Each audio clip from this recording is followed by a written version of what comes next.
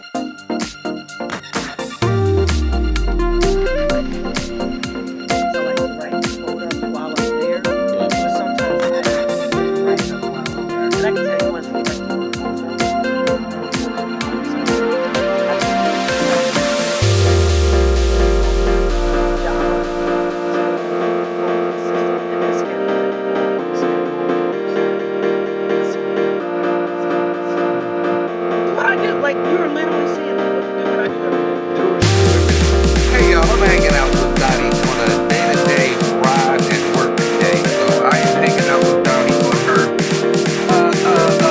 daily chores of doing estimates and the tree work. So, enjoy the day with us. Alright?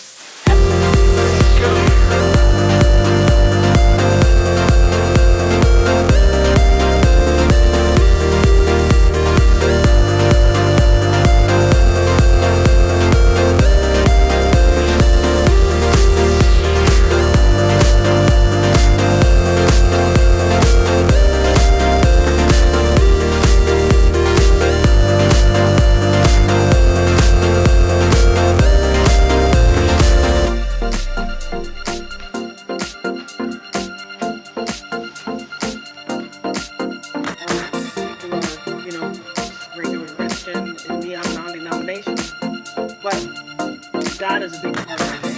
Like I don't think I could have gotten through the last 2 months without God's presence in my life. So yeah, that's I feel like I wanted to just say that.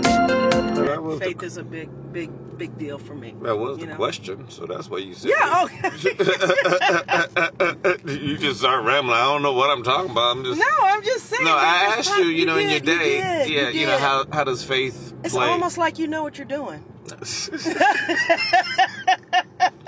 So now, do you like in the beginning of the day? Do you pinpoint, like, map out your day with your estimates? Yes. So you okay. So, for example, we're getting ready to go into our busy season, which usually I'll have 8 to 10 estimates today. Today I only have like 5, and we just did 2 and I did 1 before we met up. So I've got 2 more estimates today. And then after that, once I finish my estimates, then I'll do follow-up calls. So there is structure to my day. It's not just, okay, Donnie, get up, have your coffee, do your walk, have your coffee, read, and go on about your day. Like there's no structure. There is. So usually my estimates start between 8:30 and 9 during the day. And then usually I'll take my last estimate between 5 and 6. But when it's hot outside and it gets darker later, I'll take estimates. I'll be out on an estimate 7, 8 o'clock at night, 9 o'clock at night, if I have to. Also, we do emergency work, so there's times that I do have to go out in the middle of the night. But I also have other salespeople that work with me. For example, we have Abdi, Jeremy, and now Diego. He's also working in sales, so they can go out and do estimates. And so, but each one of us, we get like the ladies in the office, they set our schedule up. So people will call in and ask for tree work or ask about getting an estimate. They, dispatch those estimates between me, Jeremy, Abdi, and Diego. And that's what fills our schedule. Now, the other thing that fills our schedule is when we do follow-up calls. So if I do follow-up calls, she still ain't got that word done. So if I do follow-up calls, the main thing I'm thinking when I do follow-up calls is either get somebody on the schedule to get an estimate done, which is also what fills my schedule, or somebody I've already done an estimate for to get them on the schedule to get the work done. And getting them on the schedule to get the work done is what fills up our schedule for our team, for the guys to actually do the work. Which reminds me, I need to find out where they are so we can stop by one of our job sites real quick.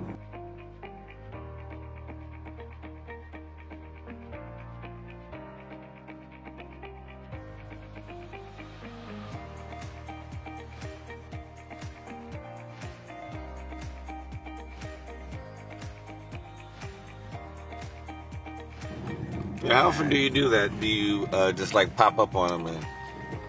I need to do it more often, but a couple times a week. But I need to start doing it every day because with us trying to do more social media and get the word out about our company, that's where you get the footage. That's where I get the footage is through going out to the job sites. So let me check and make sure they're doing what they're supposed to be doing. Well, they pop up on, what's up, y'all? Break yourselves. Let me see y'all car. No, they. I will say this, Marty. We have an incredible team of people, and I know most companies say that about their people. You know, they've got great people, but I really do. And a lot of the stuff that happens in the field, Ayud, who has been with me like forever. He's been with me like 15, 16 years. He runs the field. He runs the crews and makes sure they're doing what they're supposed to be doing. And my husband fills in the voids where the void needs to be filled up, taking care of the equipment, moving equipment, running crane jobs, assisting on big jobs. So between him and Ayud, the field is taken care of. And I feel sometimes I'm a little, I don't want to use the word lazy. I can be a little lazy with following up with the crews because I know that the guys know what they're doing, and they're. Would you say you pretty much stay in your lane then? Yeah, that's the word. How do you know all these words? You silly. But that's cool. That's. Hey, Doni the Tree Lady here. I just wanted to kind of point out something. A lot of times people ask me what to look for when you have dead, dying, or hazardous trees on your property. And what's interesting is today we're actually on a job site right now where there is a tree that is clearly dead. This one right here to the left, but then you have another tree to the right.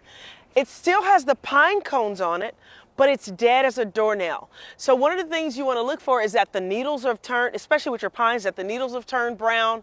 It looks like it's kind of hanging on for a thread, but what you don't want to do is wait till it gets to this point right here.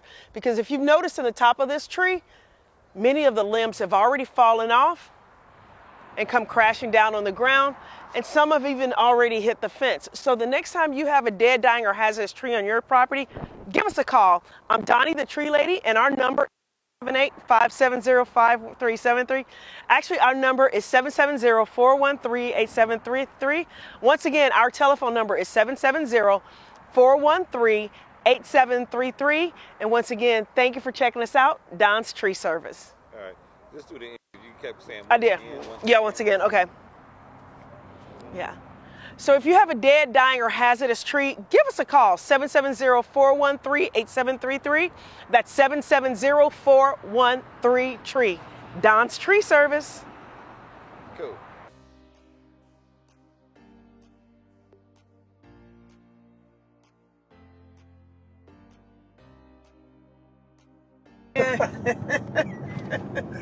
What is that? ABC. Always be closing. There we go. Always be closing. Yeah. Oh my gosh. I did. I'm really not a pushy guy, but no, you're not pushy at all. Not at all. Yeah. I'm just gonna send you 9 emails, but it's cool. I'm not pushy. For me, a lot of times when I'm driving around, you know, in between estimates, I mention that, you know, I do a lot of problem solving, whether it's, you know, calling a client that, you know, maybe something needs to be fixed, or reaching out to my team about, you know, a business solution. For example, we have to get a trailer for our office location. So if I'm doing something like that, and you know, I'm waiting for funds to come in, or I've got a problem I need to solve, a lot of times I'll focus on what brings me peace, which is God, my relationship with God. That brings me a lot of peace. And I think for our company, in fact, there isn't anybody in our company that's not a believer. But God is a big part of my day. Like, I don't think I could have gotten through the last few months without God's presence in my life. So, yeah, I don't know why. I just felt like I wanted to just say that real quick.